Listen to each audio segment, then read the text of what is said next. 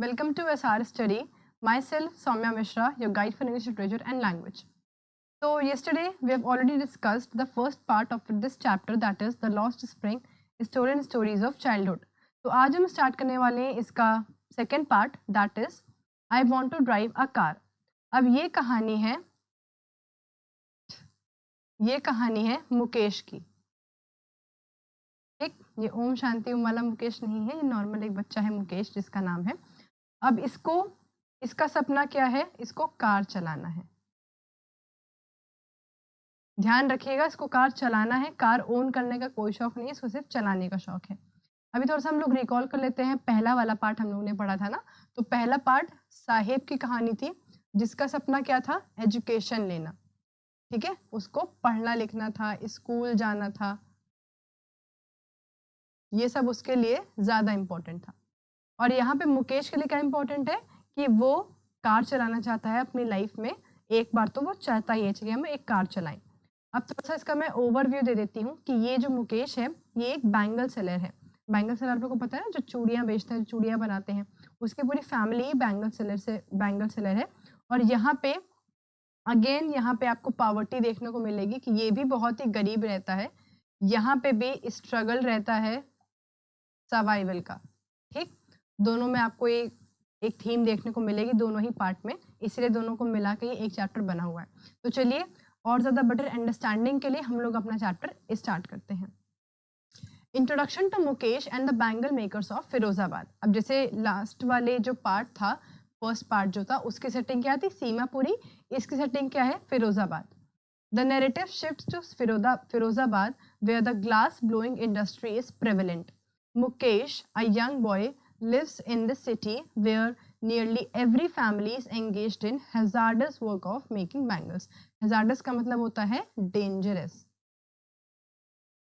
अब obviously इसको बनाना कोई आम बात तो है नहीं जी. यहाँ पे आपको फर्नेस में काम करना पड़ता है, कांच होता है, बहुत सारी डेंजरस चीज़ें होती हैं, बहुत डर बना रहता है कि कब किसके साथ क्या हो जाए, इसीलिए यहाँ पे hazardous का इस्तेमाल किया गया है. Mukesh family too has been involved in this craft for generations. अब मुकेश की भी फैमिली जो है वो बहुत जनरेशन, मतलब 3-4 जनरेशन पहले से ही वो लोग काफ़ी टाइम से वो लोग इसी प्रोफेशन में इन्वॉल्व रहते हैं. वो लोग भी बैंगल मेकिंग का काम करते हैं. तो कोई उन लोग के लिए कुछ नई बात नहीं थी कि यहाँ पे चूड़ियाँ बनाने वाला काम कर रहे हैं. बहुत ही नॉर्मल सी सिचुएशन थी उन लोग के साथ. लिविंग कंडीशंस इन फिरोजाबाद. अब फिरोजाबाद के लिविंग कंडीशन मतलब वहाँ के लोग जो थे वो कैसे रहते थे, कहाँ रहते थे, किस तरह से रहते थे, इसके बारे में हम लोग थोड़ा सा बात कर लेते हैं. The homes in Firozabad are cramped, dark and poorly ventilated. Cramped का मतलब होता है जो टूटे फूटे घर होते हैं ना, उनको हम लोग कहते हैं. और डार्क मतलब बहुत ही डार्क यहाँ पे क्यों? बिकॉज यहाँ पे लाइट का कोई साधन नहीं है. यहाँ पे कोई आपको इलेक्ट्रिसिटी बहुत ज़्यादा वेल मेंटेन तरीके से नहीं मिल रही थी, इसीलिए डार्क यहाँ पे यूज़ किया गया है. एंड पुअरली वेंटिलेटेड मतलब वहाँ पे कोई वेंटिलेशन का कोई भी थोड़ा सा भी कुछ वही नहीं था कि हम यहाँ पे वेंटिलेशन का थोड़ा सा इस्तेमाल कर सके. वेंटिलेशन का मतलब होता है जब बहुत ही घर बहुत कंजस्टेड वे में बना होता है ना, इसको हम लोग कहते हैं जहाँ पे वेंटिलेशन नहीं होती है. आप देखोगे ना, जहाँ पे पूरा घर होता है खुला खुला होता है, आंगन है, कॉरिडोर वगैरह है, तो वो वेंटिलेटेड हाउस कह सकते हैं उसको आप. Children like Mukesh work in those dangerous conditions, blowing glass and crafting bangles, often suffering from health problems such as blindness due to the constant exposure to hot furnace. अब यहाँ पे क्या थी? एक बड़ा सा कॉन्सेप्ट क्या यहाँ पे है? यहाँ पे एक डेंजरस चीज़ क्या निकल के आ रही है कि वहाँ पे ब्लाइंडनेस, ये बहुत ज़्यादा बड़ी प्रॉब्लम थी कि लोगों का अंधा होना बहुत ज़्यादा वहाँ पे नॉर्मल था. बिकॉज प्रॉब्लम क्या थी कि वो लोग भट्टी में काम करते थे. ठीक है, वो लोग फर्नेस में काम करते थे जहाँ पे उनका उस आग का जो वेव्स होता है उससे डायरेक्ट एक्सपोजर होता था, जिसकी वजह से उनकी जो आँख होती है वो कमज़ोर हो जाती थी. और ग्रेजुअली वो लोग, बहुत सारे लोग जो लोग हेल्दी हैं, जिनको कोई दिक्कत नहीं है, वो लोग तो चलो ठीक है, लेकिन जो हल्का सा भी वीक है, जिसकी इम्यूनिटी स्ट्रांग नहीं है, या फिर जो बहुत जल्दी बीमार पड़ जाता है, उसकी आई साइट बहुत जल्दी वीक हो जाती थी और ग्रेजुअली वो इंसान क्या हो जाता था? ब्लाइंड हो जाता था. मुकेश ड्रीम. अब यहाँ पे अगेन जैसे कि साहिब का ड्रीम था, वैसे मुकेश का भी ड्रीम था. अब इसके पहले वाले स्लाइड में हम लोगों ने जो पढ़ा वो मैं आपको बताती हूँ. यहाँ पे उसके हिस्टोरिकल बैकग्राउंड, मतलब वो कहाँ पे रहता था, वो क्या काम करता था, ठीक है, उसकी फैमिली क्या काम करती थी, क्या एस्पेक्ट्स थे उन लोग के साथ, कैसे घर थे, कैसे लोग थे, इन सब के बारे में बात की गई। अब यहाँ पे ऑथर मुकेश से भी मिलता है, मुकेश उसको लेकर जाता है अपने घर के पास, पूरे स्लम एरिया रहता है, वहाँ पे सब लोग बैंगल बना रहे होते हैं, सब लोग, पूरी भट्टी-वट्टी होती है वहाँ पे प्रॉपर। अब यहाँ पे मुकेश अपने ड्रीम के बारे में भी बताता है ऑथर को। Unlike others who are resigned to their fate, Mukesh expressed his desire to break free from the family tradition. अब यहाँ पे बाकी सारों की तरह जितने भी वहाँ पे जितने भी थे, सबको लगता था कि यही मेरी लाइफ है, हम लोग को बैंगल ही बनाना है, इसके आगे हम लोग की कोई लाइफ नहीं है, बस यही जो करना है, बस जो है बस यही है और कुछ नहीं है। लेकिन मुकेश को क्या था, नहीं, ऐसा कुछ नहीं है, मैं ये जो ट्रेडिशन है उसको तोड़ूंगा और मैं कुछ और बन के दिखाऊंगा। मुझे कार चलाना सीखना है, मैं कार चलाऊँगा, जो कि हमारे पूरे खानदान में किसी ने नहीं किया होगा, हमारे पूरे कम्युनिटी में किसी ने नहीं किया होगा, वो काम मैं करके दिखाऊँगा। He dreams of becoming a motor mechanic. अब उसको क्या बनना है, मोटर मैकेनिक बनना है, जो कि गाड़ी-वाड़ी सही करते हैं, ठीक है? उसको वो बनना है एंड ड्राइविंग अ कार, और वो कार चलाना चाहता है, उसका ये ड्रीम है। अब देखो यहाँ पे उसके जो फैमिली है, उसकी जो कम्युनिटी है, वो सब यूज्ड टू है बैंगल मेकिंग के। अब वो लोग उस चीज़ को एक्सेप्ट कर चुके हैं कि अब मेरा सर्वाइवल इसी के थ्रू हो सकता है, इसके आगे हम लोग नहीं जा सकते। बेसिकली क्या हो, तो ये लोग एक लिमिटेड रेशियो में रह गए, लिमिटेड एस्पेक्ट में रह गए। बट यहाँ मुकेश उन सब चीज़ों को, उन सब चीज़ों से आगे बढ़ रहा है, उन सब चेन्स को तोड़कर, उन सब हर्डल्स को क्रॉस करके आगे जाने की बात कर रहा है कि मुझे इन सब से बहुत आगे जाना है, मैं बहुत अच्छा डिज़र्व करता हूँ अपने लिए, और मैं एक दिन मोटर मैकेनिक बनूँगा और कार चलाऊँगा ढेर सारी। This dream sets him apart as it represents hope and a determination. अब उसके इस ड्रीम की वजह से उसकी ये 2 क्वालिटीज़ पता चलती है कि उसके अंदर उम्मीद बहुत है, कि भले ही देखो उसकी लाइफ अभी चल कैसे रही है, वो एकदम स्ट्रगल के फेज़ में है, कि उसकी फैमिली के पास पैसा नहीं है, क्या वो फाइनेंशियली इंडिपेंडेंट है?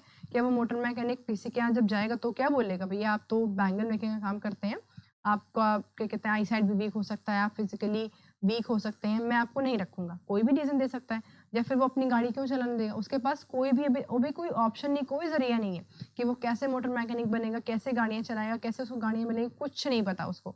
उसको सिर्फ़ और सिर्फ़ उम्मीद है और डिटर्मिनेशन, कि हम एकदम अपने फ़ोकस हुए हैं अपने फ्यूचर के लिए, कि हमको पता है कि हमें क्या करना है। उसके लिए हमें कुछ भी करना पड़े, लेकिन हम वो चीज़ करेंगे ज़रूर। To escape the cycle of poverty and exploitation. Again किस चीज़ से दूर भागने के लिए, पॉवर्टी और एक्सप्लॉयटेशन, जो उनकी पूरी कम्युनिटी का एक्सप्लॉयटेशन हो रहा था, वो कैसे हो रहा था? अब जो बैंगल मेकिंग होते हैं, आपको पता है उनकी पूरी फैक्ट्री टाइप की होती है, ठीक है? जैसे कि आप देख रहे हैं, लोग देखो बैंगल मेकिंग का काम कर रहे हैं। तो अब जब बैंगल लोग बना रहे हैं, तो ये लोग एक पर्टिकुलरली अमाउंट में बेच रहे हैं, ठीक है? और जो बेच रहे हैं, जो ब्रोकर जिसे हम लोग कहते हैं, जो बीच वाले लोग होते हैं, वो लोग सारा पैसा खा जाते हैं। और ये लोग क्या करते हैं, जब बेचते हैं तो अपना एक प्रॉफिट मार्जिन लगा के बेच रहे हैं, लेकिन उतना प्रॉफिट उन लोग को मिल नहीं रही है। इसका मतलब उन लोग की जो कॉस्ट लग रही है वो ज़्यादा लग जाती है, लेकिन उन लोग का प्रॉफिट ना के बराबर होता है। तो भले ही ये चीज़ गलत है, भले ही ये चीज़ उन लोग को समझ में आ रही है कि ये गलत है, हम लोग इसके खिलाफ लेकिन आवाज़ नहीं उठा सकते, क्योंकि वो लोग ने उस चीज़ को एक्सेप्ट कर लिया है कि यही हम लोग की लाइफ है, हम लोग को ऐसे ही जीना है, हम लोग को इसी पॉवर्टी में रहना पड़ेगा, इसी गरीबी में रहना पड़ेगा, इस गरीबी रेखा के आगे हम लोग नहीं जा सकते हैं, इसी पर्टिकुलर लिमिटेड एस्पेक्ट में ही हमको रहना पड़ेगा। बट यहाँ पे मुकेश थोड़ा-सा हट के यहाँ पे डिफरेंट शो हुआ है, और उसने डिसाइड किया कि नहीं, मैं इस पॉवर्टी में नहीं रहना चाहता हूँ, मैं इस स्ट्रगल लाइफ को नहीं जीना चाहता हूँ, और मुझे क्या करना है, कुछ बनना है अपनी लाइफ में, ताकि मैं एक स्टेबल लाइफ जी सकूँ। The author visit to Mukesh's home. The author visit Mukesh's home and sees the grinding poverty that the family lives in. Despite the long hours of labor, the family remains impoverished, trapped in a cycle where they work to pay off loans, but they can never escape debt. अब देखिए इसका मतलब क्या हुआ, कि अब जब author जो है वो मुकेश के घर पे जाता है, तो वो उन सबको एनालाइज करता है, और क्या एनालाइज करता है, कि वो लोग ग्राइंडिंग पावर्टी में है, जहाँ पे उसकी फैमिली रहती है, और वो लोग कितना भी लंबा काम कर लें, कितना भी लॉन्ग ड्यूरेशन तक काम कर लें, despite the long hours of labour, family अभी भी अनइम्प्रूव्ड तरीके से ही रहती है, इम्प्रोवाइज तरीके से रहती है, एक स्ट्रगल इन लोगों को फेस करना पड़ रहा है। तो ये जो कॉन्सेप्ट है ना, कि मेहनत करते रहो, दिन तुमको फल मिलेगा, लेकिन इन लोगों ने इस चीज़ को एक्सेप्ट कर लिया है। ये भी पॉइंट है कि उन लोग को लगता है कि भले हम लोग कितनी मेहनत करें, लेकिन यही है हम लोग की लाइफ, इसके आगे हम लोग नहीं बढ़ सकते हैं। Trapped in a cycle where they work to pay off loans but can never escape debt. मतलब वो लोग लोन लेते रहेंगे, लेकिन कभी कर्ज भर नहीं सकते, हमेशा कर्जदार रहेंगे। क्योंकि नॉर्मल चीज़ होती है कि अगर उन लोगों ने एक पर्टिकुलर अमाउंट ऑफ लोन लिया, अब उसका जो इंटरेस्ट लग रहा है वो लोग दे पाएँ, वही बहुत बड़ी बात है। तो जो मेन अमाउंट होता है, जिसे हम लोग मूलधन कहते हैं, वो लोग कभी वापस कर ही नहीं पाते। इंटरेस्ट इतना ही लग जाता था कि वो लोग सिर्फ़ इंटरेस्ट ही देते रहते थे। तो बेसिकली यहाँ पे पॉइंट क्या है कि वो लोग लोन जितना लेते थे, उतना ही ज़्यादा और कर्ज़े में डूबते चले जाते थे। उन लोग के पास और कोई ऑप्शन नहीं बचता था। द साइकिल ऑफ एक्सप्लॉयटेशन, अब यहाँ पे उनका एक्सप्लॉयटेशन कैसे हो रहा था? The bangle makers are caught in a web of exploitation by the money lenders. Money lenders हो गए, मिडिल मैन हो गए, पुलिसमैन हो गए और ब्यूरोक्रेट्स हो गए। This nexus ensures that the workers remain in poverty and cannot escape their condition। अब सिंपल चीज है कि यहाँ पे आपको देखने को क्या मिलेगा? Superiority complex.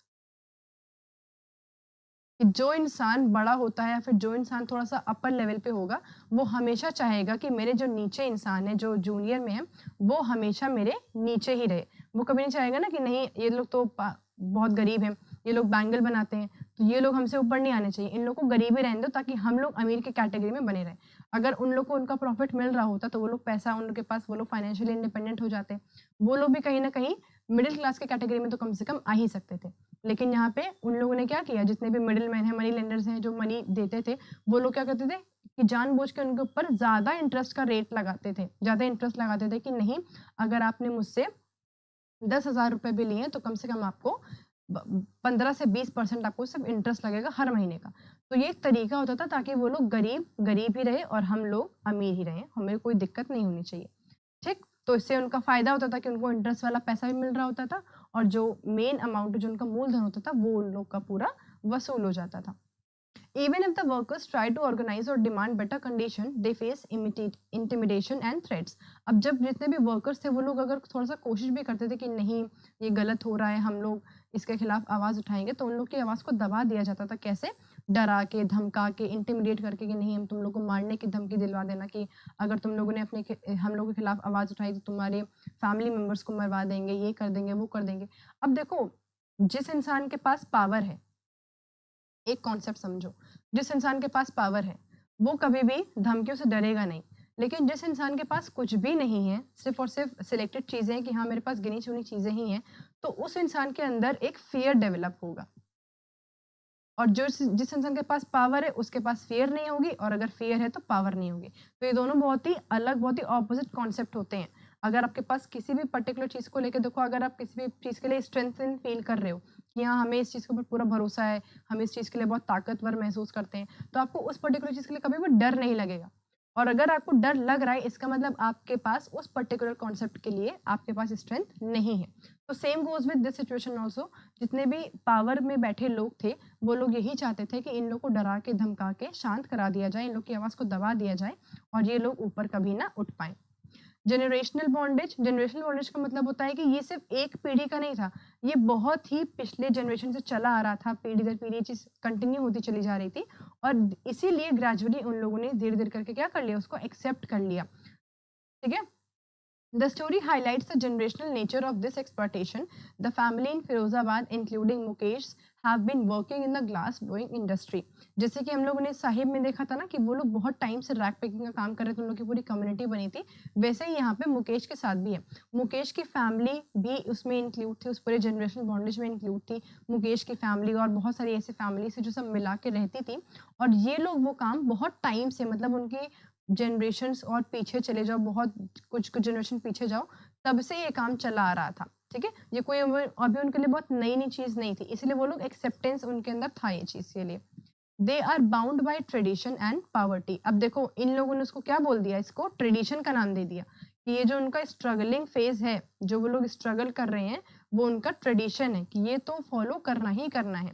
ये एक कल्चर बन गया है कि अगर हम लोग इस खानदान में कोई भी पैदा होगा तो वो बैंगल मेकिंग ही करेगा। जैसे आप लोग ने देखा ना कि डॉक्टर का बेटा चाहता है कि मेरा बेटा डॉक्टर बने, टीचर का बेटा चाहेगा कि मेरा भी बच्चा टीचर बने। तो वैसे यहाँ पे बैंगल मेकिंग के साथ भी सेम था। अब कोई भी अगर किसी भी बच्चे का जन्म होता था इस फैमिली में, तो वो लोग क्या सोचते थे कि अब ये भी तो बैंगल मेकिंग ही करेगा। बिकॉज़ वो लोग एक लिमिटेड दायरे में ही रह गए हैं। वो लोग उसके आगे सोच ही नहीं सकते क्योंकि उन लोगों को कभी सोचने दिया ही नहीं गया। उन लोगों ने अगर हल्की सी कोशिश भी करी तो उनकी आवाज़ को दबा दिया गया। इसीलिए इवेंचुअली इन लोग को ये चीज़ को एक्सेप्ट करना पड़ा और ये चीज़ बतानी पड़ी कि अब आगे हम लोग की जो जनरेशन आएगी, वो भी बैंगल मेकिंग का ही काम करेगी। होप फॉर मुकेश, लेकिन अब वही वाली बात है कि भले ही कुछ भी सिचुएशन क्यों ना हो, होता है ना कि कोयले में हीरा ही मिलता है, वैसी वाली चीज़ है कि भले ही सब लोग इतना पूरी तरीके से उन लोगों ने कोशिश हार दी हो कि अब कुछ नहीं हो सकता है, कोई उम्मीद नहीं, कोई एकदम होपलेस सिचुएशन हो गई हो, लेकिन वहाँ पे एक इंसान ऐसा था जिसको ऐसा लग रहा था कि नहीं, मैं इस चेन को तोड़ूँगा और मैं इससे आगे बढ़ के ही दिखाऊँगा। यहाँ पे भी उसका डिटर्मिनेशन दिखता है हम लोग को। Despite these overwhelming odds, Mukesh remains hopeful and determined. He is committed to learning to drive a car and becoming a motor mechanic. अब भले ही उसने वो चीज़ देखी है कि मेरे पूर्वज लोग भी यही काम करते आ रहे हैं, मेरे परदादा, मेरे 4-5 जनरेशन पहले भी यही सब करते आ रहे हैं, लेकिन स्टिल मैं ये काम करने को तैयार नहीं हूँ। मुझे जो बनना है, मैं वो बन के दिखाऊँगा और मैं अपनी लाइफ़ को आगे खुद हैंडल करूँगा। The essay ends on this note of hope, with the author admiring Mukesh's courage to dream beyond his circumstances. अब ये चीज़ ऑथर को बहुत अच्छी लगी कि वो अपने सर्कमस्टेंसेस जो उसकी सिचुएशंस चल रही हैं उसकी लाइफ में अभी, उसके बहुत ही आगे की वो चीज़ सोच रहा है। ऑल्दो उसको पता नहीं है अभी कि वो कैसे करेगा, वो कैसे मोटर मैकेनिक बनेगा। उसको इनफैक्ट ये तक आइडिया नहीं है कि वो बन पाएगा कि नहीं बन पाएगा। अगर हम लोग रियलिटी ग्राउंड पे देखें तो उसको ये भी नहीं पता कि वो बन पाएगा कि नहीं। लेकिन फिर भी यहाँ पे वो बताता है कि मैं बन के दिखाऊँगा। कैसे बनूँगा, क्या करूँगा, क्या नहीं करूँगा, मुझे उसके बारे में कुछ नहीं पता। किससे-किससे लड़ना पड़ेगा, क्या-क्या करना पड़ेगा, मुझे कुछ भी नहीं पता। मैं सिर्फ़ इतना जानता हूँ कि मुझे ऐसी लाइफ़ नहीं चाहिए, ठीक है? अब देखिए, इसमें थीम्स कौन-कौन सी निकल सकती हैं। पहला, अब ये जो थीम है ना, वो दोनों पार्ट के लिए है। पार्ट 1 एंड पार्ट 2, दोनों पार्ट के लिए थीम है। मैंने एक साथ आपके लिए लिखा है। पहली है पॉवर्टी एंड एक्सप्लॉयटेशन। पॉवर्टी आपको पहले वाले में भी मिल रही है और दूसरे वाले में भी मिल रही है। पहले वाले में कैसे मिल रही है कि जो साहिब था वो रैग पिकिंग का काम करता था और उसका एक्सप्लॉयटेशन उस लेवल पे दिखाया नहीं गया, बट स्टिल अगर जो स्कूल है, वहाँ के जितने भी स्कूल थे, वो लोग उसको फ्री एजुकेशन प्रोवाइड कर सकते थे काफ़ी हद तक, लेकिन उन लोगों ने क्या किया, नहीं, आप फीस नहीं देंगे तो आप नहीं आ सकते मेरे स्कूल में। इसीलिए उसकी एजुकेशन क्या अधूरी रह गई। लॉस्ट चाइल्ड दोनों में ही देखो बचपना एक एक ना एक टाइम पर खो गया था। पहले में कहाँ खोया था, जब उसने जॉब करना स्टार्ट कर दिया था। जब तक वो जॉब नहीं करा, जब तक वो एक बच्चा था, तब तक उसका चाइल्ड जो था, वो जो इनोसेंस था, वो खत्म नहीं हुआ था, वो उसके पास था। लेकिन जिस पॉइंट पे उसने जॉब करना स्टार्ट किया, उसकी इनोसेंस खत्म हो गई। पहले पार्ट के लिए जॉब और दूसरे पार्ट के लिए जो उसका ड्रीम था, जो उसकी सिचुएशन थी, वो उसने उसको इतना मैच्योर बना दिया। उसको लगा कि इतनी सारी अजीब-अजीब सिचुएशंस हैं यहाँ पे, सब लोग हमेशा से बैंगल ही बनाए जा रहे हैं, मुझको अब इस चेन को तोड़ना है, ठीक है? तो वो देख-देख के एकदम होता है ना त्रस्त हो जाना जिसे हम लोग कहते हैं, वो देख-देख कर एकदम त्रस्त हो गया, तो उसने कहा कि नहीं, अब मैं नहीं कर पाऊँगा मैं ये सब, मुझे तो कुछ अलग हट के ही करना है। ड्रीम्स एंड एस्पिरेशंस दोनों ही आपको देखने को मिलेगा, दोनों स्टोरी में वो लोग एक ड्रीम देख रहे होते हैं, जैसे कि मैंने बताया, साहिब ने ड्रीम किया था किसका? एजुकेशन का, और इसने किसका ड्रीम किया? कार का ड्रीम किया। दोनों ने ही यहाँ पे एक ड्रीम का पर्सपेक्टिव रखा है, डिस्पाइट ऑफ देयर सिचुएशंस और सर्कमस्टेंसेस। उन लोगों की जो सिचुएशंस थी, वो उनके ड्रीम से बहुत ज़्यादा ऑपोज़िट थी। अगर वो रैग पिकिंग कर रहा है, रैग पिकिंग करके वो सोच रहा है कि मुझे पढ़ना-लिखना है, मुझे एजुकेशन चाहिए, मुझे पढ़-लिख के एक बड़ा आदमी बनना है, तो वो भी अलग चीज़ हो गई। और यहाँ पे क्या है कि वो देख रहा है कि बैंगल मेकिंग का काम हो रहा है, वो लोग ऑलरेडी बहुत ज़्यादा गरीब हैं, बिल्कुल भी फाइनेंशियली स्टेबल नहीं है, और तब वो क्या सोच रहा है कि मुझे मोटर मैकेनिक बनना है और गाड़ियाँ चलाने का बहुत उसको शौक था। साइकिल ऑफ पॉवर्टी, दोनों में ही आपको पॉवर्टी की साइकिल मिलेगी कि जो रेंज है ना वो खत्म नहीं हो रही है। मतलब ऐसा नहीं कि साहिब अगर पॉवर्टी का शिकार था तो बस साहिब ही नहीं था, उसके पेरेंट्स, उसकी फैमिली, उसकी पूरी कम्युनिटी, वो एक पूरा साइकिल चला आ रहा था, ठीक है? अब ये अलग बात है कि उसने जॉब करने स्टार्ट कर दी, लेकिन उससे भी वो पूरी तरीके से अमीर थोड़ी हो गया। वो सिर्फ हल्का सा फाइनेंशियली स्टेबल हुआ था, वहाँ पे उसको एक स्टेबिलिटी मिली थी। वहाँ पे अमीर की कैटेगरी में, फिर मिडिल क्लास की कैटेगरी में भी वो अभी तक पहुँचा नहीं था।